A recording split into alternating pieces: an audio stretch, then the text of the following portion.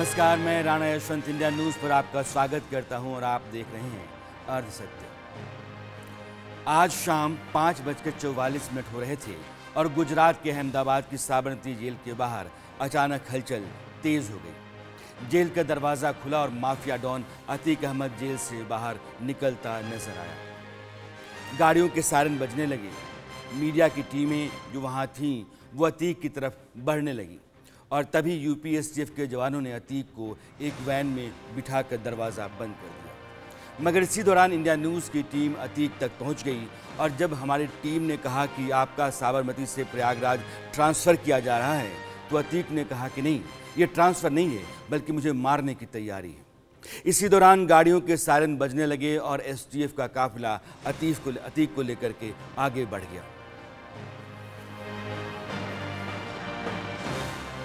में अतीक अहमद जो है वो बैठा हुआ है, आप देख सकते हैं अभी भी इंडिया न्यूज के एक्टर। अतीक जी आपको यहाँ से ले जा रहा है, ट्रांसफर किया है आपका, क्या कहना चाहते हैं? ट्रांसफर नहीं हुआ तो क्या करना चाहते हैं? मारना चाह रहे हैं।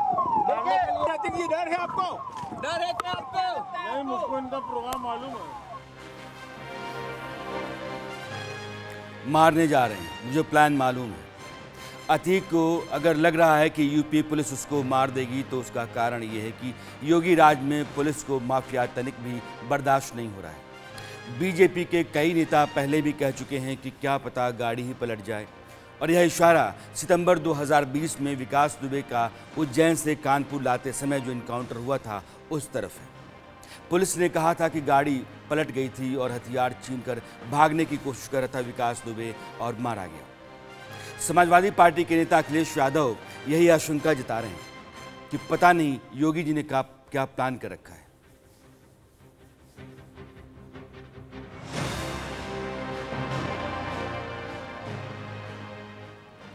ने फोन करके बता दिया होगा कि इस जगह पर गाड़ी पलटा देंगे। और मैंने उस समय भी कहा था कि जिस समय आप गूगल से और अमेरिका से मदद ले लोगे आपको पता लग जाएगा कि किस समय गाड़ी पलटी है और किसने पलटाई है। ये सब डॉक्यूमेंटेड है, सैटेलाइट पर सब होगा, ये रिकॉर्ड जाने वाला नहीं है। ये गलती मत करना आप।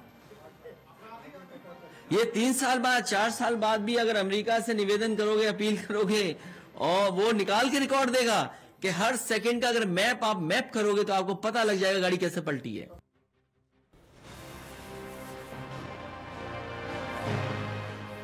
अतीक ऐसा अपराधी है जिसके ऊपर 100 मुकदमे हैं। अगर उसके पूरे खानदान को आप देखें तो 160 केस दर्ज हो चुके हैं। इस खानदान की पूरी कर्म कुंडली में आपको आगे बताऊंगा, मगर सवाल ये है कि अगर इस तरह के दुर्दांत अपराधी की गाड़ी पलट भी जाती है और आम लोगों को इस पलटने में कुछ अचरज नहीं होता है तो फिर नेताओं को इतनी क्यों पड़ी रहती है? अगर राजनीति नहीं होती तो अतीक यहाँ तक नहीं आया होता। सत्ता में रहे अलग अलग दलों के साथ उसने अपनी पैठ बनाई, उनका साथ लिया और बेखौफ होकर के बेदर्दी से उसने अपराध किया। उसका आज भी पुलिस में रसूख ऐसा माना जाता है कि उसके खिलाफ पत्ता भी खड़खड़ाएगा तो उसको खबर मिल जाती है। इसीलिए अतीक को आज साबरमती से लाने का ऑपरेशन बहुत सीक्रेट रखा गया। अब आप कहानी सुनिए। यूपी पुलिस की स्पेशल टास्क फोर्स यानी कि एसटीएफ की टीम को शुक्रवार दोपहर ऊपर से यानी कि बड़े अफसरों की तरफ से फ़ोन आया और कहा गया कि आप लोग बिना समय गंवाए प्रयागराज पुलिस हेडक्वार्टर आ जाइए। टीम जब पहुंच गई तब भी कोई ब्रीफिंग उसको नहीं दी गई। कुछ वैन बाहर खड़ी थी और उन्हीं में एसटीएफ के हथियारबंद जवानों को बिठाया गया। एक बुलेरो कार को भी इस काफिले में डाला गया। इसमें इंस्पेक्टर और सब इंस्पेक्टर रैंक के अधिकारियों को बिठाया गया। उन लोगों को कहा गया कि आपको रूट हेडक्वार्टर से बताया जाएगा, आप बस उसको फॉलो करते हुए आगे बढ़ते रहिए। ये कहानी आपको रोमांचक लग रही है लेकिन सच्चाई यही है। आप समझिए कि यूपी पुलिस के टॉप ऑफिसर्स को इस बात का डर था कि अगर हमने बता दिया कि कहाँ जाना है तो शायद मिशन पूरा ही ना हो, कोई कानूनी या फिर कोई दूसरी अड़चन बीच में आ जाए। इसलिए एसटीएफ की टीम को बस रूट बताया जाता रहा। 40 पुलिस वालों की यह टीम जब अहमदाबाद पहुंच गई तो कहा गया कि आप अब साबरमती जेल चलिए। पूरी टीम जब जेल के बाहर पहुंची तो वहां पहले से कुछ ऑफिसर्स मौजूद थे। उनके पास अतीक के ट्रांसफ़र के वारंट हाथ में थे, कागज़ पूरे के पूरे। साबरमती जेल के अधिकारियों के साथ कागजी कार्रवाई पूरी करने के बाद यूपीएसटीएफ की टीम शाम 5:50 के आसपास प्रयागराज के लिए साबरमती जेल से निकल गई। इंडिया न्यूज़ की टीम उस काफिले के साथ है जो अतीक को लेकर के चल रहा है, इसलिए मैं आपको सीधे अपने सहयोगियों के पास लेकर चलना चाहता हूं। और आप देखिए कि जतिन रावल मेरे सहयोगी, जो काफिला चल रहा अतीक का, पुलिस का, एसटीएफ का, उस काफिले में हैं। जतिन, अभी आप कहाँ पहुँचे हैं? काफिला कहाँ तक है? मैं बताऊं आपको कि 1300 किलोमीटर का फासला है और 1300 किलोमीटर लगभग 26 से 30 घंटे लग सकते हैं। जतिन, अभी आप कहाँ पहुँचे? देखिए राणा जी, इस टाइम अगर बता दूं तो हम जो काफिला है, जो प्रयागराज पुलिस का जो काफिला है, वो तकरीबन हमसे तकरीबन 4 से 5 किलोमीटर आगे, यानी जो शामलाजी बॉर्डर है, जो जहाँ से गुजरात और राजस्थान की जो बॉर्डर पड़ती है, वहाँ तक पहुँचा है और हम उसके लगातार जो है पीछे उसको फॉलो करते हुए जा रहे हैं। अब राजस्थान में माना जा रहा है कि अब उदयपुर में पहुँचते हुए जो पुलिस लाइन है, वहाँ पर एक जगह पर जो वो काफिला है वो रुक सकता है शायद, और उसके बाद सीधा वो काफिला झांसी के लिए रवाना होगा और झांसी में उसके लिए झांसी में फ्यूल टैंक वगैरह होगा और वहां से वो सीधा निकल के सीधा प्रयागराज पहुंचेगा। सिर्फ 2 ही स्टॉपेज इसमें आएंगे और 2 स्टॉपेज के साथ सीधा वो प्रयागराज पहुंच जाएंगे। और उसमें जो वाहन है, ये जो हाईटेक वाहन है, और तकरीबन 140 से 150 की स्पीड पे ये जो पुलिस वाहन है, जो अतीक अहमद को साबरमती से प्रयागराज के लिए लेके रवाना हुई है, ये हाईटेक वाहन है और वो जो निकली है लगातार 140 से 150 की स्पीड पे लगातार जा रही है और 2 स्टॉपेज करके सीधी जो है वो सुबह तक वो जो है वो प्रयागराज पहुंच जाएगी। जितना समय नियत किया गया उससे काफी पहले पहुंच जाएगी, ऐसा अभी माना जा रहा है। और जतिन हमारे वो सहयोगी हैं जिन्होंने जेल के बाहर जब अतीक निकला था तो उससे पूछे थे कि आपका ट्रांसफ़र यहाँ से किया जा रहा है प्रयागराज को, तो उसने कहा कि नहीं, मुझे मारने की तैयारी है। जतिन उसी काफिले के साथ चल रहे हैं। जतिन कह रहे हैं कि 140 से 150 किलोमीटर रफ्तार है उस गाड़ी की जिस गाड़ी पर अतीक को बिठाया गया है और वो लगातार गाड़ी भागती चली जा रही है। आप मुझे ये बताइए जतिन कि कहा यह गया कि पुलिस ने कई जगहों पर मीडिया की गाड़ियों को देख करके अपना रास्ता बदला और गुजरात पुलिस ने भी कई जगहों पर मीडिया की गाड़ियों को रोका ताकि जो गाड़ी प्रयागराज को निकल रही हैं, जो काफिला निकल रहा है, वो कोई दूसरा रास्ता ले ले।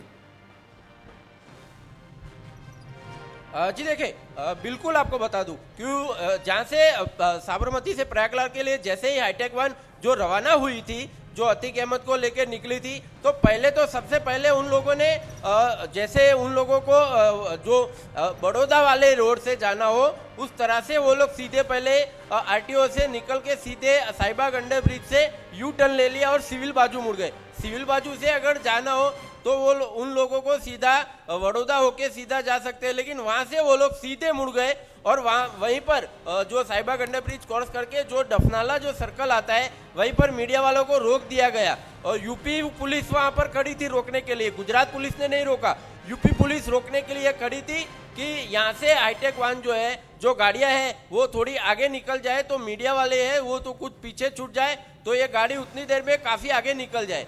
लेकिन जैसे ही सिग्नल खुला, जैसे ही ये गाड़ियाँ रवाना हुई, एक गाड़ी और मीडिया की खड़ी थी और पता चल गया कि ये गाड़ी इस रास्ते से जा रही है, तो सभी लोग पीछे के रास्ते से हो गए। हम लोग जो है वो पीछे उसके लगातार जो है साबरमती से लेके यहाँ तक उसको फॉलो करते जा रहे हैं। इंडिया न्यूज़ की टीम जतिन आप लगातार इस काफिले का पीछा कर रहे हैं। इंडिया न्यूज़ की टीम प्रयागराज तक बनी रहेगी और हम लगातार मिनट की जानकारी आपको देते रहेंगे। वैसे जतिन कह रहे हैं कि वडोदरा की तरफ गाड़ियां जा रही थी, काफिला जा रहा था, फिर उसके बाद उन्होंने रास्ता बदला, मीडिया को चकमा देने और उस रास्ते पर जाने की कोशिश लगातार यह काफिला कर रहा है जिस रास्ते पर मीडिया उसका पीछा नहीं कर सके और वो बहुत तेज़ रफ्तार है गाड़ियों की, जो गाड़ियाँ अतीक को लेकर के चल रही हैं। जतिन भी हमारा उसी काफिले का पीछा कर रहे हैं। अभी हमारे साथ जया जी जुड़ गई हैं। जया पाल उमेश पाल की पत्नी है। उमेश पाल की हत्या पिछले महीने 24 फरवरी को प्रयागराज में हुई थी। और जया जी, इंडिया न्यूज़ पर आपका स्वागत है। ये आपको लग रहा कि अतीक को साबरमती से प्रयागराज लाने का मतलब ये है कि आपके हक में इंसाफ का सिलसिला शुरू हो गया? आपको उम्मीद है कि इंसाफ मिलेगा? अब मुझे विश्वास है कि मुझे इंसाफ मिलेगा। मुझे बाबा जी पे पूरा भरोसा है कि वो मुझे इंसाफ दिला के ही रहेंगे। वो मेरे पिता तुल्य हैं और जो खुद भी है अच्छा, वो मेरे साथ मेरा अच्छा ही करेंगे। ये मुझे पूरा निर्णय है कि वो मेरे साथ अच्छा ही करेंगे। जया जी, आपको चूंकि राजूपाल हत्याकांड को गुजरे हुए लगभग 18 साल हो गए थे, आपके पति उस हत्याकांड के इकलौते गवाह थे। कभी इस 18 साल के बाद, 18 साल का बहुत बड़ा वक्फा होता है, समय बहुत लंबा होता है, हाल फिलहाल में कभी आप लोगों को डर था, तनाव था, कोई धमकी थी कि इस तरह की कोई घटना हो सकती है? जी, धमकियां तो वो किसी ना किसी माध्यम से उनको देते थे, लेकिन हम लोगों को कभी शो नहीं करते थे कि हाँ ये मेरे से उस तरह से हुआ। और बीच में मेरी धमकी मिली काफी है, तो उन्होंने कार्रवाई किया था, कागज ह्यूमन थाना और आला अधिकारियों को भेजा भी था उन्होंने कि मेरी सुरक्षा की मांग के माध्यम से उन्होंने कई जगह पे अप्लाई भी किया था। जी, आप मेरे साथ बने रहिएगा। मैं एक सवाल आपसे ये पूछना चाहता हूँ, आप चूंकि इंसाफ की लड़ाई बहुत अपने पति के लिए लड़ रही हैं, आपका जो वीडियो है, जो तस्वीर प्रयागराज में उमेश पाल हत्याकांड का है, यह वीडियो बताता है कि इसमें बहुत सारे लोग आपके पति के ऊपर लगातार गोलियां बरसा रहे थे। उसमें पति का बेटा भी है, उसके गुर्गे भी हैं, बाकी सारे शूटर्स भी हैं। किसी की कोई पकड़ में, गिरफ्त में अभी तक पुलिस के आया नहीं है। 2 इनकाउंटर ज़रूर हुए हैं, 1 गिरफ्तारी ज़रूर हुई है, लेकिन जो मेन अक्यूज़ड हैं, जिन्होंने वारदात को अंजाम दिया या जिसने साजिश की, शाइस्ता परवीन, उनमें से कोई भी पुलिस की गिरफ्त में नहीं आया है। आपको उम्मीद है कि पुलिस इनको पकड़ लेगी और इनके खिलाफ कार्रवाई होगी? मुझे पूरा यकीन है कि इसलिए डर नहीं खत्म होगा तब तक जो है टाइम खत्म नहीं होगा, और जब डर खत्म होगा तभी वो उसके बच्चे, बीवी सब बकुलाएंगे और ये इनका भी खत्म होगा। मैं ये समझ रही हूँ बाबा जी जो भी कर रहे हैं अच्छा कर रहे हैं, और उनको जो है छोड़े ना। इनको छोड़ देंगे तो फिर कल को शायद कल को भी मेरे साथ भी ये घटना हो सकती है। इसलिए इनको खत्म कर, इनका जड़ ही खत्म कर दे। ये अशरफ और अहमद तो रही ना, इन्हें खत्म ही करना चाहिए, जरूरी है। यानी कि आपको मुख्यमंत्री योगी आदित्यनाथ के ऊपर भरोसा है? बिल्कुल भरोसा है।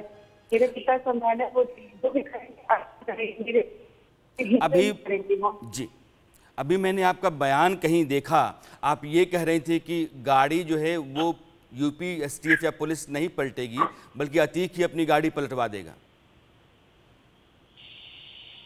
लेकिन मैं ये जान रही कि न्याय मुझे मिले। जी, आप कुछ कह रही हैं?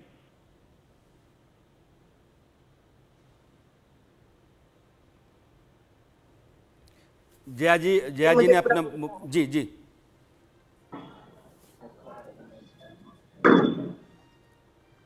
जया जी, मैं आपके पास लौटता हूं।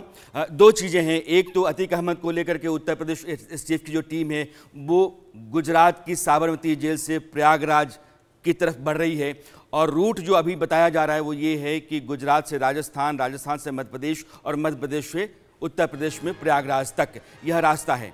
लेकिन तयशुदा तौर पर पुलिस कहीं से भी इसको डिस्क्लोज नहीं कर रही है किस रास्ते से लेकर के वो आएगी, को कुछ भी नहीं बताया गया। दूसरी बात ये कि जो रूट लिया जा रहा है प्रयागराज का, उस रूट से अतीक कब तक प्रयागराज जेल पहुंचेगा यह भी तय नहीं है। 1300 किलोमीटर कोई 24 घंटे कह रहा है, कोई 26 घंटे, कोई 30 घंटे, कुछ लोग कह रहे हैं 40 घंटे। लेकिन मेरे जो सहयोगी हैं उन दोनों के जरिए मैं जानने की कोशिश करता हूं, चूँकि मैं आपको प्रयागराज लेकर चलता हूं, लखनऊ इसलिए कि पुलिस मुख्यालय है वहां, सरकार वहां से चलती है। वहां क्या हलचल है, प्रयागराज में क्या तैयारियां हैं, और जो गाड़ी चल रही है अतीक की, उस काफिले में हमारे सहयोगी जतिन रावल हैं। तो तीनों हमारे सहयोगी आपके सामने हैं। जतिन ने आपको बताया कि गाड़ियों की रफ्तार कितनी है। संदीप, आप मुझे ये बताइए, आप चूँकि प्रयागराज में हैं, कहा यह जा रहा है कि स्पेशल सेल में अतीक को रखा जाएगा, उसका इंतजाम बहुत अलग से किया गया है। आपके पास क्या जानकारी है इसकी? देखिए, क्योंकि सुरक्षा व्यवस्था को लेकर लगातार पुलिस पूरी सतर्कता बरत रही है, तो कहीं न कहीं इस बात का ध्यान रखा गया है कि उसको स्पेशल बैरक में, स्पेशल सेल में रखा जाएगा, क्योंकि यहाँ आने के बाद लोग मिलने की कोशिश करेंगे, लोग अतीक तक पहुँचने की कोशिश करेंगे और पुलिस पूरी ये कोशिश करेगी कि उससे किसी को मिलने ना दिया जाए और ना ही उसको किसी से बात करने दिया जाए, क्योंकि पुलिस उसको मंगलवार को MP MLA कोर्ट में पेश करेगी। वहाँ पर जो भी फैसला कोर्ट की तरफ से आएगा, उसके बाद संभावना ये भी जताई जा रही है कि ये उमेश पाल हत्याकांड का जो कड़ी दर कड़ी जोड़नी है, उसमें भी एक अहम भूमिका होगी अतीक अहमद की और कोशिश ये की जाएगी कि अतीक अहमद को रिमांड पे ले लिया जाए या फिर अतीक अहमद से इतना मौका मिल सके कि पुलिस उससे पूछताछ कर सके। और जो 5 मुख्य जो इसमें शूटर्स हैं वो गुलाम, साबिर, अरमान और अतीक का लड़का असद और गुड्डू मुस्लिम जो कि बम फेंकते हुए दिखा था, और साथ ही साजिदा परवीन जो अतीक अहमद की पत्नी है, उन सभी के बारे में कुछ हो सकता है इससे सुराग मिल जाए, लिंक मिल जाए। इस बात की पूरी कोशिश STF भी करेगी और प्रयागराज पुलिस भी करेगी। तो पूरी संभावना ये जताई जा रही है कि हो सकता है यहाँ पर संदीप कुल में आकर के ये कह रहे हैं कि अभी तक पुलिस की छापेमारियों में कोई भी जो मुख्य अभियुक्त है वो पकड़ में नहीं आया है, सब के सब बाहर हैं, चाहे वो शाइस्ता हों, चाहे बाकी जो उस हत्या को अंजाम देने वाले आरोपी हैं वो हों। इसलिए अतीक को लाया जा रहा है ताकि एक ही चाबी से सारे ताले खुल जाएं। आप ये भी कह सकते हैं कि यूपी का सबसे बड़ा माफिया डॉन अतीक अहमद, जो आज की तारीख में प्रयागराज को लाया जा रहा है, उसके बेटे के बारे में, बाकी उसके बेटे के गुर्गों के बारे में कोई जानकारी नहीं है। अब सवाल यह है कि इसको क्यों प्रोड्यूस किया जा रहा है। मैं आपको लेकर चलना चाहता हूं रवि के पास, लखनऊ।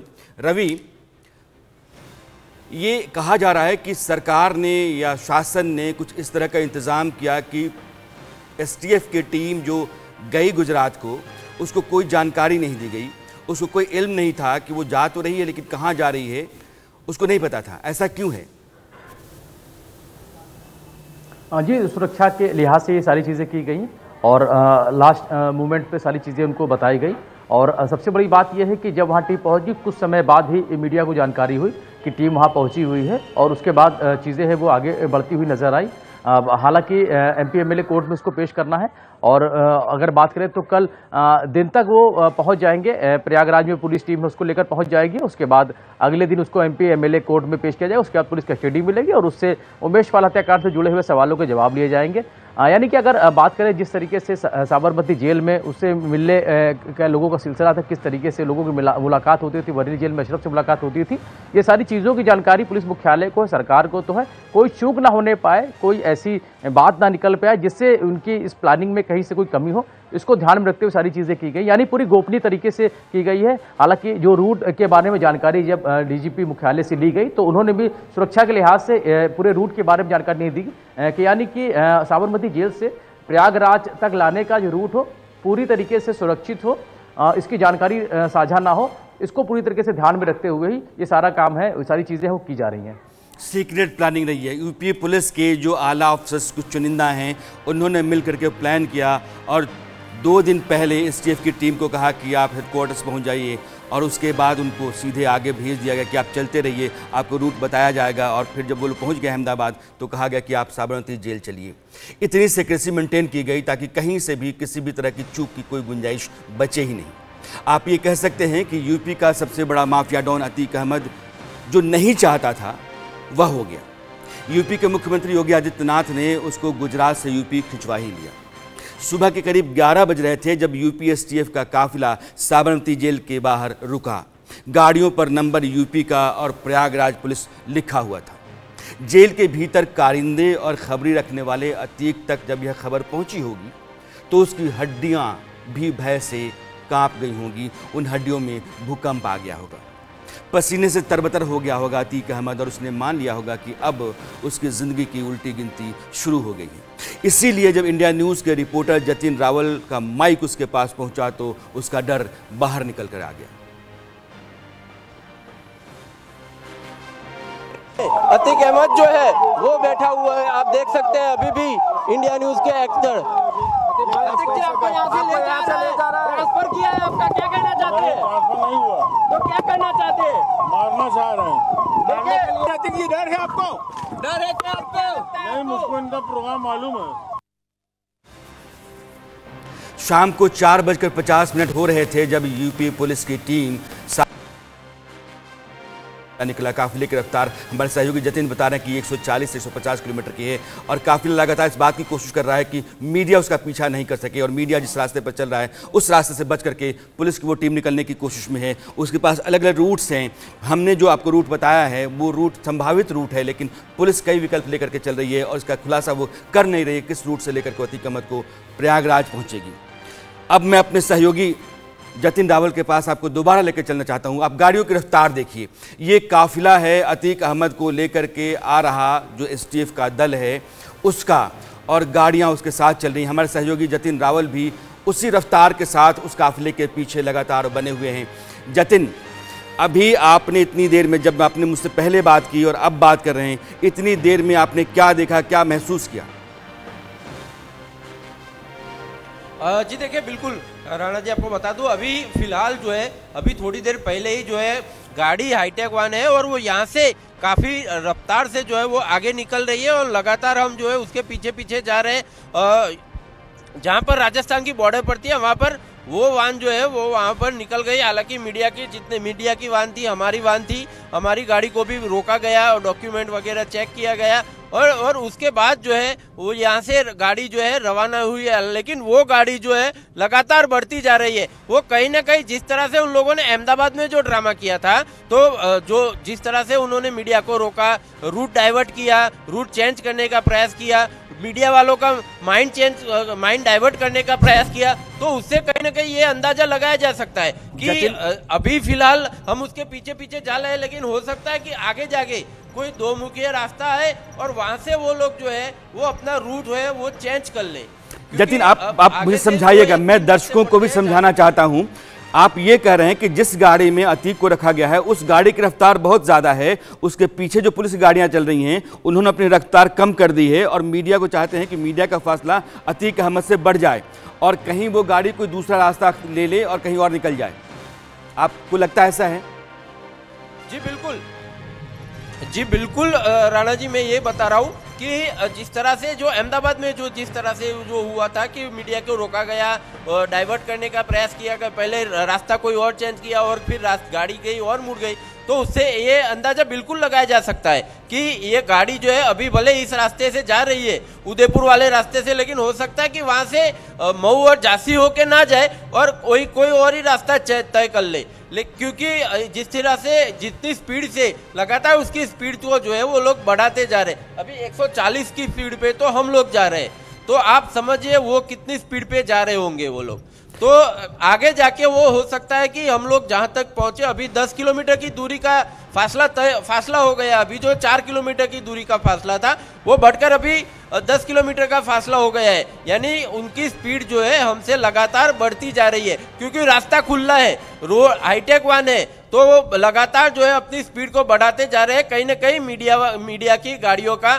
जो है उनसे पीछा छुड़ाना चाहते हैं और कहीं ना कहीं हो सकता है कि आगे जाके उनका रास्ता जो है वो चेंज हो भी सकता है। लेकिन अगर उदयपुर उनको रुकना है तो हो सकता है कि पहले उदयपुर वो लोग रुक जाए और उदयपुर के रुकने के बाद जो है शायद उनको, जैसे अहमदाबाद में रूट चेंज करवाया गया था, पहले असारवा से पहले बड़ौदा होके बड़ौदा ये का तस्वीरें जतिन लाइव हैं। आप कह रहे हैं, मेरे सहयोगी जतिन कह रहे हैं कि उनकी रफ्तार गाड़ी की 140 के आसपास है, उसके बाद भी पुलिस की जो गाड़ियां हैं उसका काफिला है वो अपनी स्पीड लगातार बढ़ाया जा रहा है। जिस गाड़ी में अतीक को लेकर के चला जा रहा है उस गाड़ी की रफ्तार कहीं ज़्यादा है और 140 पर होने के बाद भी जतिन 4 से 6 किलोमीटर पीछे हो गए हैं और यह फासला लगातार पुलिस के काफिले और मेरी टीम या मीडिया का लगातार बढ़ता जा रहा है। जतिन को ऐसा लग रहा है कि कोई ऐसी गाड़ी जो लेकर के चल रही है अतीक को, उस गाड़ी का उसकी रफ्तार और उसका फासला मीडिया से लगातार बढ़ता चला जा रहा है। रास्ता कोई दूसरा भी अख्तियार किया जा सकता है। ऐसे में जतिन में एक सवाल है, जो अंदेशा लगातार ये जताया जा रहा है कि पुलिस की गाड़ी कभी भी कहीं पलट सकती है, उसकी रफ्तार बहुत ज़्यादा है और इस ज़्यादा रफ्तार में गाड़ी के पलटने की आशंका भी हो सकती है। तो इस तरह की जो के अंदेशे आशंका हैं, क्या आपको लगता है? जी बिल्कुल। अब अब ऐसा अंदाजा तो जो है बिल्कुल लगाया जा सकता है कि हो सकता है कि आगे जाके जो है गाड़ी पलट भी सकती है किसी भी वक्त। हालांकि योगी जी ने भी एक जगह बताया था कि गाड़ी कभी भी पलट सकती है, और जिस तरह से जितनी स्पीड से जो गाड़ी जा रही है, कहीं ना कहीं मीडिया वालों से पीछा छुड़ाने की बात है। अगर उनको जाना ही है सीधा प्रयागराज, तो मीडिया से क्यों पीछा छुड़ा रहे हैं? अगर प्रयागराज ही जाना है तो मीडिया की गाली भले पीछे आ रहे, लेकिन कहीं ना कहीं उन लोगों ने मीडिया का जो है माइंड जो है वो डाइवर्ट करने का प्रयास किया, और लगातार अपनी स्पीड जो है वो बढ़ाते जा रहे हैं, क्योंकि मीडिया जो है उनके पीछे के पीछे ना रह सके। वो मीडिया से काफी हद तक आगे निकल जाए। हो सकता है मीडिया से उनका जो फासला है अभी 10 या 15 किलोमीटर का हो गया है। हो सकता है कि वो फासला जब 1 या 2 घंटे के बाद, अगर आप समझिए जब वहां से निकले थे हम लोग, एक घंटे के पहले 4 किलोमीटर का फासला था, अभी 1 घंटे के बाद सीधा फासला 10 या 15 किलोमीटर का हो गए। अब और 2 या 3 किलोमीटर के फासले ये फासला पहुंच जाएगा सीधा 40 या तो 45 या 50 किलोमीटर के आसपास। उसके बाद हो सकता है कि वो गाड़ी कभी भी किसी भी वक्त रूट अपना चेंज कर ले, और हो सकता है कि कभी भी किसी भी वक्त गाड़ी पलट भी सकती है, या तो और भी कुछ हो सकता है, जिस तरह से अतीक को डर है। गाड़ी का पलटना एक घटना है, लेकिन उत्तर प्रदेश में वो अपने आप में एक संकेत है, एक संदेश है। गाड़ी पलटना हादसा है, गाड़ी पलटना दुर्घटना है, लेकिन उत्तर प्रदेश में अगर गाड़ी पलट जाती है किसी माफिया डॉन को लेकर के आते हुए, तो एक अलग तरह का मैसेज है, एक अलग तरह का संकेत है। हालांकि देश में कानून अपना फैसला सुनाता है, अदालतें अपना फैसला सुनाती हैं, और हर आदमी को इंसाफ अपना हासिल करने का हक है। और इंसाफ की लड़ाई जया पाल भी लड़ रही हैं, जो उमेश पाल की पत्नी हमारे साथ जुड़ी हुई हैं। जया जी, मेरे सहयोगी ये बता रहे हैं कि गाड़ियों की जो रफ्तार है, मीडिया की गाड़ियां 140 के आसपास चल रही हैं, उसके बाद भी पुलिस का जो काफिला है वो अंतर अपना बढ़ाए चला जा रहा है, वो 150 160 के आसपास है। अतीक को लेकर के जो गाड़ी चल रही है उसकी रफ्तार कहीं ज़्यादा है, और कोशिश बात यह है कि मीडिया पीछे रह जाए, फासला पुलिस के काफिले का अतीक के साथ ज़्यादा हो जाए। आपको इसमें कुछ अंदेशा दिख रहा है, चूँकि आप बार बार गाड़ी पलटने की बात कहती हैं? देखिए, मैं गाड़ी पलटने वाली बात नहीं कह रही हूँ, मैं ये कह रही हूँ कि मुझे न्याय मिलना चाहिए। मैं ये जान रही हूँ, चाहे वो गाड़ी पलटने से हो या फिर नगर पालिका न्यायमूर्ति जो है जजमेंट जो देता है, मुझे सिर्फ इंसाफ चाहिए। मेरा आदमी इंसाफ की लड़ाई कर रहा था, इंसाफ ही मैं मांग रही हूँ कि वो चाहे, इसका जड़ खत्म होना जरूरी है। जब तक वो जड़ नहीं खत्म होगा तब तक मुझे इंसाफ नहीं मिल पाएगा, अब वो चाहे जिस माध्यम से हो। एक लंबा डर आपने जिया है जया जी। आपके पति इस मामले में, चूंकि अतीक एक खूंखार नाम है उत्तर प्रदेश में, माफिया डॉन अतीक अहमद है, और उसकी तरफ से लगातार धमकियां आपके पति को मिलती रही हैं। 18 साल आप इसी दहशत में रही हैं, आपके पति भी रहे होंगे। इस बारे में आपसे जब चर्चा करते थे तो क्या कहा करते थे? तो मेरे हस्बैंड मुझसे कोई चर्चा नहीं करते थे। बाय द वे, कभी मैंने बात सुन लिया किसी से कहते हुए या कागज जो क्या मैं अपने से उच्च अधिकारियों के पास भेजा करते थे, तो उनको मैं कभी देख लेती थी तो मुझे जानकारी होती थी कि हाँ, अतीक अहमद ऐसा काम करता था। इसलिए क्योंकि वो नहीं चाहते थे कि हमारा घर परिवार दहशत में जिए, और वो जो चीज करते थे वो अपने ही रुख से ही करते थे। इसलिए जो है मैं बस यही कहूंगी कि मेरे आदमी खत्म हुए तो उनकी जो जान गई है मतलब जायज जाए, कम से कम वो ये अतीक अहमद का साम्राज्य खत्म हो, वो पूरी तरह से उसका सत्यानाश कर दे, बस यही चाह रही हूँ। ये जया जी हैं और आप उमेश पाल की पत्नी हैं। उमेश पाल को 2007 में अतीक अहमद गैंग ने किडनैप कर लिया था, और अभी उत्तर प्रदेश में जो कोर्ट में पेशी है उसी मामले में है, किडनैपिंग के मामले में। और उस किडनैपिंग के मामले में पेशी के साथ साथ उत्तर प्रदेश पुलिस अतीक अहमद को कस्टडी में ले सकती है, क्योंकि वो उमेश पाल के मर्डर के मामले में भी आरोपी हो गया है। इसलिए उस बारे में पूछताछ के लिए पुलिस कस्टडी में उसको लेना चाहती होगी, या लेगी ही लेगी, इस बात की संभावना बहुत ज़्यादा है। अब आप ये समझिए कि साबरमती से प्रयागराज पुलिस क्यों ला रही है। जो बात मैंने बताई कि प्रयागराज कोर्ट में उमेश पाल की किडनैपिंग का केस है, उसका फैसला कोर्ट सुनाने वाला है। उमेश पाल की हत्या में शामिल है अतीक अहमद, इसलिए उससे पूछताछ के लिए भी पुलिस उसको अपनी कस्टडी में ले लेगी। दरअसल आज से 18 साल पहले 2005 में विधायक राजू पाल, जो बीएसपी के विधायक हुआ करते थे, उनकी हत्या हुई। उस मामले में उमेश पाल इकलौते गवाह थे, और उसकी गवाही के चलते राजू पाल हत्याकांड अतीक अहमद के गर्दन की फांस बना हुआ था। पिछले महीने 24 फरवरी को उमेश पाल, जो कि एक वकील भी थे, उनको उनके घर के सामने कार से उतरते समय ही गोलियों से भून दिया गया और उसमें अतीक के बेटे असद और उसके गुर्गों ने गोलियां चलाईं। उमेश पाल को जो 2 सिक्योरिटी गार्ड मिले थे वो भी उस फायर में मार डाले गए, उस शूटआउट में मार डाले गए। इस हत्याकांड में जो लोग शामिल रहे, पहले उनकी एक फहरिस्त मैं आपके सामने रखना चाहता हूं और पुलिस की तलाश में अभी तक का जो अपडेट है वह भी आपको बताना चाहता हूं। सबसे पहले शाइस्ता परवीन। शाइस्ता अतीक की बीवी है और मैं चाहूँगा कि आप 2 तस्वीरें देखें, एक तरफ शाइस्ता और दूसरी तरफ शाइस्ता का शौहर अतीक अहमद, जिसको STF यूपी का लेकर के लगातार एक तेज़ रफ्तार प्रयागराज की तरफ बढ़ रहा है। बीवी हत्याकांड की मास्टरमाइंड, उमेश पाल हत्याकांड की। STF के मुताबिक उमेश पाल को रास्ते से हटाने के लिए सारी प्लानिंग शाइस्ता ने की और उसको ऐसा करने के लिए अतीक ने कहा था। मर्डर से पहले 16 मोबाइल और 16 सिम का इंतजाम, शूटरों को 1-1 लाख रुपए देने का काम और मर्डर के बाद सभी मोबाइल खत्म कर सबको नया मोबाइल जिस पर व्हाट्सएप ऑन था देने का काम भी शाइस्ता ने किया। हत्याकांड के बाद शाइस्ता अंडरग्राउंड है, अभी तक हाथ नहीं लगी है। कहा जा रहा है कि उसकी तरह की कई और महिलाएं यानी कि शाइस्ता के डुप्लीकेट भी हैं। उसकी कभी बुर्के से बाहर की कोई तस्वीर भी नहीं है, इसलिए पुलिस मुसीबत में पड़ी हुई है। अब मैं आपको प्रयागराज लेकर के अपने सहयोगी के पास चलना चाहता हूं, संदीप तिवारी के पास। संदीप, ये जितने भी लोग हैं, चाहे शाइस्ता हों, असद हों, साबिर हो, गुड्डू बमबाज हो, किसी का भी कोई अता पता है नहीं।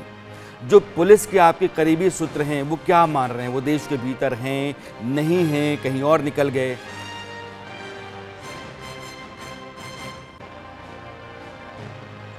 मिल रही है, जहां भी उनको ये सूचना मिल रही कि यहाँ संभावना है असद के होने की, गुड्डू के होने की, अरमान के होने की या किसी की। शाइस्ता परवीन के साथ सबसे बड़ी बात यह है कि शाइस्ता परवीन को आज तक कभी किसी ने बिना बुर्के के नहीं देखा था और जो कदकाठी शाइस्ता परवीन की है, जिस तरीके की लंबाई है और जो उसकी कदकाठी है, उस तरीके की तमाम अन्य महिलाएं भी उसके साथ अक्सर प्रेस कॉन्फ्रेंस या तमाम इस सब जगहों पर देखी जाती थी। तो इसलिए ये अंदाजा लगा पाना कि शाइस्ता परवीन आखिर है कौन, क्योंकि आंख ही सिर्फ शाइस्ता परवीन की हमेशा दिखी है, क्योंकि बाकी का चेहरा नकाब में छुपा हुआ होता था। तो अगर ये बात कही जाए कि उस तरीके की तमाम अन्य महिलाएं यहाँ पर शहर में है तो ये कोई अतिशयोक्ति नहीं होगी।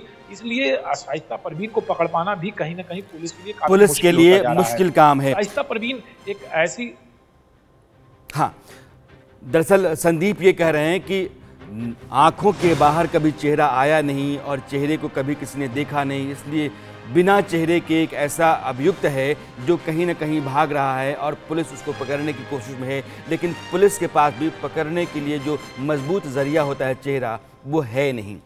लेकिन एक तस्वीर जो लगातार मैं अपनी टीम से कहूंगा कि आप लगातार दिखाइए, अतीक अहमद को लेकर के पुलिस STF की टीम जो लगातार, यूपी STF की टीम जो लगातार चल रही है, उसकी रफ्तार गाड़ियों की 150 से ऊपर की है और वो रफ्तार प्रयागराज की तरफ भाग रही गाड़ियों की इतनी ज़्यादा है कि मीडिया से वो अपना फासला लगातार बढ़ाता चला जा रहा है।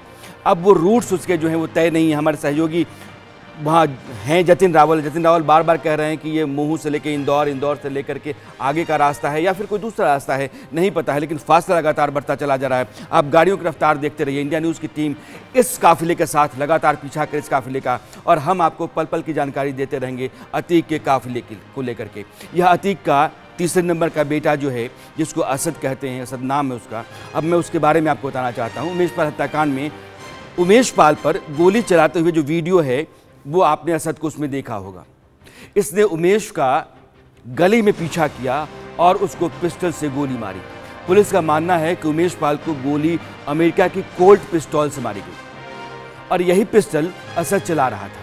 प्रयागराज में अतीक के पहले से ढहाए जा चुके दफ्तर पर जब पुलिस का दस्ता गया तो कोल्ट पिस्टल में इस्तेमाल की जाने वाली जो मैगजीन होती है वो वहाँ से बरामद हुई। अमेरिका मेड कोल्ट पिस्टल की कीमत 4 लाख से ज़्यादा है। इसका इस्तेमाल अमेरिकन पुलिस करती है और यह अतीक का बेटा असद रख रहा है हिंदुस्तान में। उमेश पाल के मर्डर के बाद से मां शाइस्ता की तरह असद भी पुलिस की गिरफ्त से बाहर है, फरार है। मगर अभी तक की खबर यह है कि असद की लोकेशन आगरा के पास मिली है, इसलिए STF और ATS की टीमों ने आगरा में डेरा डाल दिया है। ताबड़तोड़ छापेमारी चल रही है और फतेहपुर सीकरी से लेकर के राजस्थान बॉर्डर तक तलाश जारी है। प्रयागराज पुलिस और एसटीएफ की टीमें सर्च ऑपरेशन में लगी हुई हैं। अगर हम सूत्रों की माने तो जांच एजेंसियां अतीक के बेटे असद के बहुत करीब पहुंच गई हैं। कोई बड़ी जानकारी, कोई बहुत बड़ी ब्रेकिंग न्यूज़ आपको कभी भी मिल सकती है, लेकिन एक रफ्तार जो चल रही है गाड़ियों की, मैं बार बार आपको उस तरफ ले चलना चाहता हूं, क्योंकि अभी जो खबर है वो सिर्फ वही है कि अतीक अहमद को लेकर के उत्तर प्रदेश की पुलिस गुजरात से उत्तर प्रदेश के रास्ते में है। 1300 किलोमीटर का ये फासला है, 24 से लेकर 30 घंटे के भीतर पहुंच जाना चाहिए प्रयागराज, लेकिन गाड़ियों की रफ्तार अगर 150 से ऊपर है तो फिर ये सुबह तक भी पहुंचने के आसार बन सकते हैं। लेकिन यह रफ्तार क्यों पुलिस बनाए हुए हैं? वह आसानी से भी लेकर के आ सकती है, लेकिन मीडिया लगातार पीछा कर रहा है। मीडिया जिस रास्ते पर है वहाँ से बच के निकलने, मीडिया का रास्ता रोकने, अपनी रफ्तार को लगातार बढ़ाए जाने, मीडिया से की गाड़ियों से उतना फासला बढ़ाने की जो कोशिश है पुलिस की, वो कई तरह के सवाल उठा रही है। इसलिए तस्वीरें मैं आपके सामने रखना चाहता हूं और अब मैं आपको अतीक के भाई अशरफ की जो कुंडली है वो बताना चाहता हूं। अतीक का भाई अशरफ जो है वो बरेली की सेंट्रल जेल में आज की तारीख में बंद है। उमेश पाल हत्याकांड की साजिश बरेली जेल में ही रची गई, यह पुलिस की जांच में पता चला। हत्यारे पहले बरेली जेल में अशरफ से मिले और उसके बाद उन्होंने प्लान बनाया। जांच में पता चला कि बरेली जेल में अशरफ की चांदी कट रही थी। इससे आप यूं समझ सकते हैं कि अशरफ को पीलीभीत के रहने वाले आरिफ की दुकान की चिकन बिरयानी पसंद थी। जब उसका बिरयानी खाने का मन करता था तो आरिफ उसको जेल तक बिरयानी दे करके आता था अंदर, यानी कि अशरफ की मर्जी में खलल ना पड़े से ख्याल जेल वाले भी रख रहे थे। खैर, अपराधी की ऐसी खातिरदारी के चलते डिप्टी जेलर, सिपाही समेत कई लोगों को बरेली पुलिस ने जेल में भेज दिया।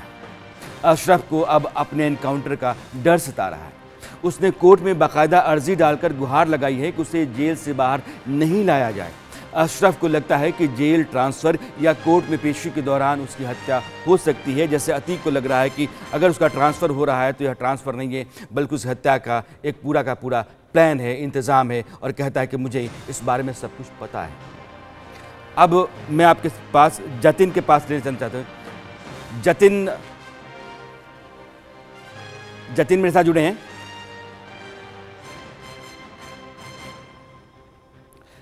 जतिन, एक आशंका कई हलकों से मैं देख रहा हूं कि लगातार सोशल मीडिया पर यह खबर आ रही है कि अतीक अहमद का प्रयागराज पहुंचना मुश्किल लग रहा है। आप जिस तरह से लगातार बता रहे हैं, चूंकि आपकी खबर सबसे दिलचस्प है, इसमें लोगों का बहुत इंटरेस्ट है, इससे मैं बार बार आपकी तरफ आ रहा हूं। जया जी जो उमेश पाल की पत्नी हैं वो भी आपको सुन रही हैं, मुझे भी सुन रही हैं, इंडिया न्यूज़ को भी वो लगातार सुन रही हैं। आपकी रफ्तार 140 की है, गाड़ियां उसके बाद भी आपसे फासला बढ़ाए चली जा रही हैं। गाड़ियां किस रूट से निकलेंगी पुलिस की आपको नहीं पता है, और पुलिस की जो पूरी की पूरी मंशा है इसके बारे में भी आपको कोई जानकारी नहीं है। आप उस रूट से, जिस रूट पर आप चल रहे हैं, अब क्या देख रहे हैं, क्या महसूस कर रहे हैं?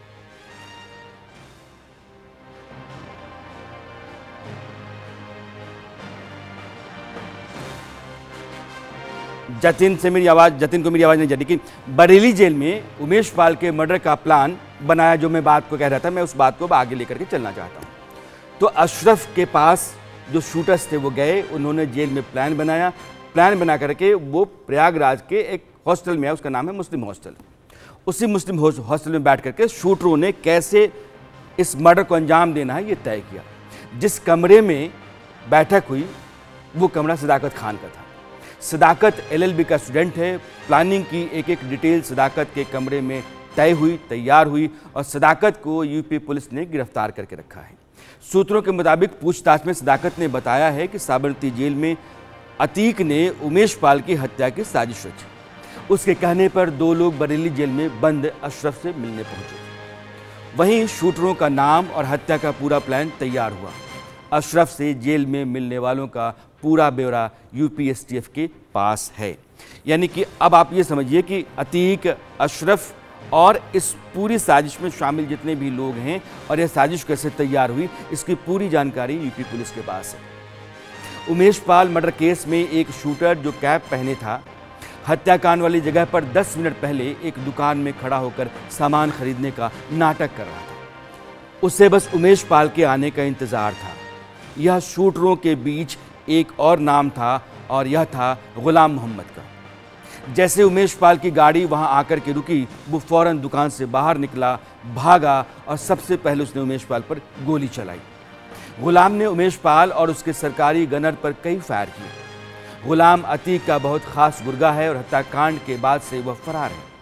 जांच के सिलसिले में पता चला कि वह बिहार के एक माफिया के संपर्क में था। प्रयागराज में मोहम्मद गुलाम के घर पर जब बुलडोज़र चला तो उसकी मां और भाई ने कहा कि उसके चलते परिवार सड़क पर आ गया।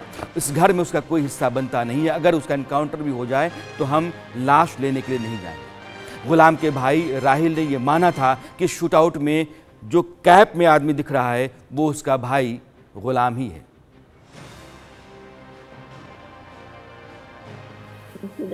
व्यवहार रखेंगे ना, उनको अपने घर कभी आने देंगे ना, उनकी शक्ल देखेंगे। कान में दखल किया था, उनको अलग कर दिया था। उन्होंने अपना एक बार कहीं श्रीलैंड में कुछ किए थे कान, तो वो बेच लिए नहीं अपने कि मेरा हक दे दो, हम बेचेंगे, तो उनको दे दिया, उधर का बेच लिया है। किराया आता था हमारा 4 कमरा इधर किराया का था, 1-2 कमरा इधर का था। इसी को हम लोग अपना खाते पीते थे अपने आदमी को लेकर। आज अब क्या करेंगे, हमारे पास तो कुछ भी नहीं रह गया।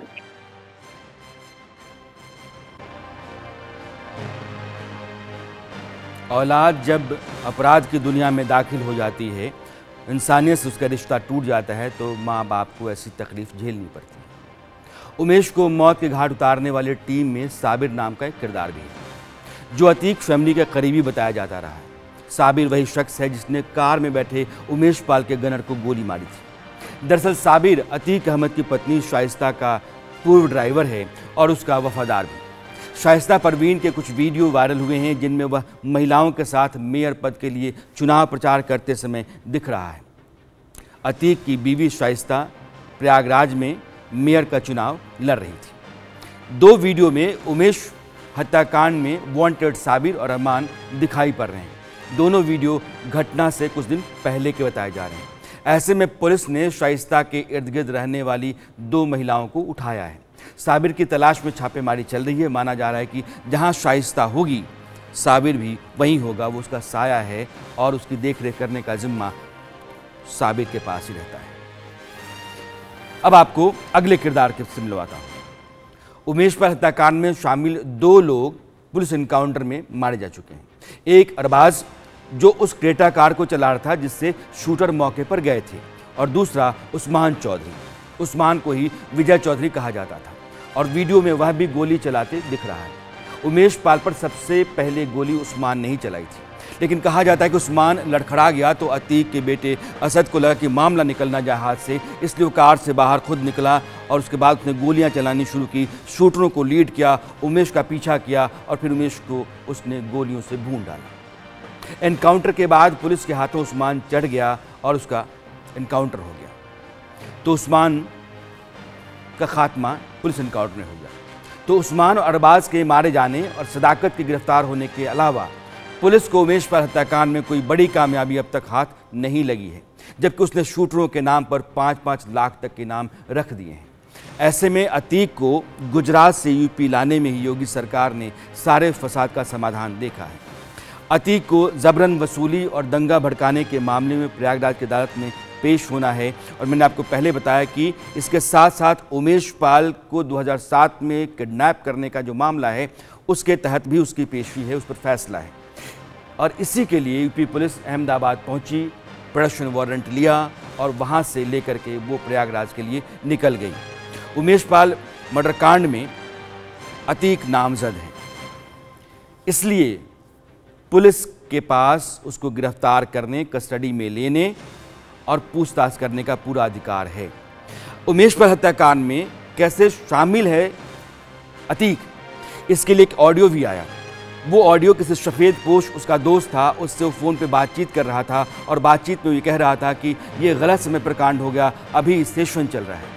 आपको याद होगा कि उमेश पाल का मर्डर जब हुआ उस समय यूपी की विधानसभा चल रही थी। उमेश पाल मामले में अतीक का यह बयान जो है पुलिस के लिए एक बहुत बड़ा आधार है उसके उस हत्याकांड में शरीक होने, शामिल होने का। और अब जब वो यूपी पुलिस की कस्टडी में आ गया है, उसके बाद उसको कोर्ट में प्रोड्यूस करना और फिर अपने कब्जे में लेना, यूपी पुलिस की वह कोशिश होगी जिसके ज़रिए वो बाकी जो आरोपी हैं इस हत्याकांड के उन तक पहुंचने या फिर उनको गिरफ्तार करने की कोशिश करेगी। अब मैं आपको अपने सभी सहयोगियों से जोड़ना चाहता हूं। जतिन रावल जो लगातार उस कैवलकेड काफिले के साथ चल रहे हैं जिस काफिले में अतीक को लेकर के यूपी की एसटीएफ चल रही है। संदीप उज्जैन में है और रवि लखनऊ में।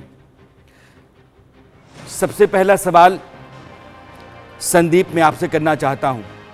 इसकी पेशी 28 तारीख को कोर्ट में है, उस कोर्ट में फैसला भी आना है, लेकिन यूपी पुलिस की कोशिश होगी कि पहले कस्टडी में इसको लीजिए और पूछताछ कीजिए, क्योंकि उमेश पर हत्याकांड में यह आदमी भी नामजद है। अतीक अहमद को कस्टडी में लेकर के यूपी पुलिस किन किन सुराग तक जा सकती है, कौन कौन से सबूत उसके हाथ लग सकते हैं, कौन कौन सी जानकारियां सामने आ सकती हैं जो यूपी पुलिस हासिल करने में अब तक नाकाम रही है। देखिए, सबसे पहले तो कोर्ट में हाजिर करना पड़ेगा, क्योंकि 28 तारीख को अतीक अहमद को कोर्ट में हाजिर करने की तारीख लगी है और वहां उस पूरे जो अपहरण कांड का फैसला आना है उसमें हो सकता है, पूरी संभावना ये जताई जा रही है, अतीक अहमद को हो सकता है सजा हो जाए। वहीं दूसरी तरफ अतीक अहमद को यूपी पुलिस यानी प्रयागराज की पुलिस जो है वो कस्टडी में लेने की कोशिश करेगी, क्योंकि ये नामजद भी है। और एक आशंका सबसे ज्यादा ये जताई जा रही है कि अतीक एक ऐसी कड़ी है जो असद तक पहुंचा सकती है, क्योंकि ये कहा जाता है, यहाँ प्रयागराज में ये आम बात कही जाती है कि अतीक को अपने बच्चों से बहुत प्यार है, खास करके जो है असद से उसको लगाव रहा है, क्योंकि असद ही इस पूरे प्रकरण में वो है। तो वो कोशिश ये है प्रयागराज पुलिस की कि अतीक के माध्यम से असद के बारे में पूरी जानकारी इकट्ठा की जाए, क्योंकि हो सकता संभावना है ठीक संदीप, वो अपने बेटों को मैं अब मेरे पास समय की कमी है, लेकिन चलने से पहले मैं आपको बताना चाहता हूं कि मैं सीधे जतिन के पास चलना चाहता हूं। एक रफ्तार में चल रही गाड़ियों का काफिला जिसके पीछे जतिन है और वो अतीक को लेकर के चल रही गाड़ियों का काफिला है, उस काफिले का पीछा लगातार जतिन कर रहे हैं। गाड़ी का रफ्तार 140 के आसपास है, लेकिन उसके बाद भी वो पिछड़ते चले जा रहे हैं और एसटीएफ की गाड़ियाँ अपनी रफ्तार लगातार बढ़ाए चली जा रही हैं। जतिन, आप कहां पहुंचे? चलने से पहले दर्शकों को आप क्या कहना चाहेंगे? आपको रूट क्या लग रहा है अतीक को ले जाने का?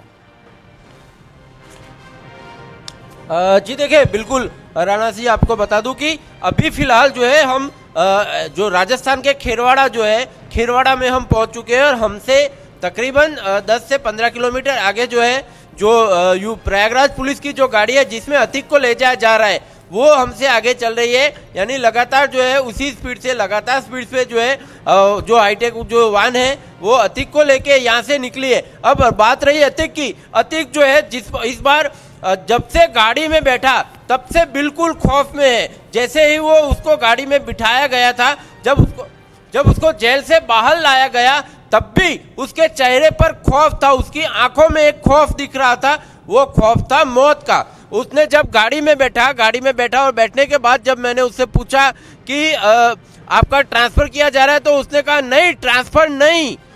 तो फिर मैंने बताया कि ट्रांसफर नहीं तो फिर क्या? तो बोले मारने का प्लान है। यानी उसके अंदेशा है, जहन में एक खौफ है, वो एक जो है वो लगातार बना हुआ है। जतिन, बिल्कुल इसीलिए मीडिया की गाड़ियां लगातार यूपी पुलिस इस काफिले का पीछा कर रही हैं, क्योंकि वो जो आशंका है, वो सवाल है, वही सवाल लगातार पीछा करने के लिए मजबूर कर रहा है। आपको याद होगा जुलाई 2020 जब उज्जैन से कानपुर के लिए विकास दुबे को लेकर के पुलिस चली थी यूपी की, और कानपुर से 17 किलोमीटर पहले गाड़ी पलट गई। विकास दुबे हथियार लेकर के भाग रहा था, लिहाजा उसको मारना पड़ा, यह पुलिस का बयान था। उस इनकाउंटर में विकास दुबे मार डाला गया था। यह डर जो है अतीक को लेकर के जो काफिला चल रहा है, उस काफिले के ज़रिए भी ऐसा कुछ ना हो जाए, यह अंदेशा जो है वो बार बार इस काफिले पर नज़र रखने और मीडिया को इस काफिले का पीछा करने के लिए मजबूर कर रहा है। हमारे जितने भी मेहमान जुड़े, जया जी आपका भी बहुत बहुत शुक्रिया, जतिन, संदीप और रवि, आप तीनों का बहुत बहुत शुक्रिया। अरसत में आज इतना ही। अगले हफ्ते जब मैं मिलूंगा आपसे तो सवाल कोई नया होगा, मुद्दा कोई दूसरा होगा। तब तक के लिए नमस्कार।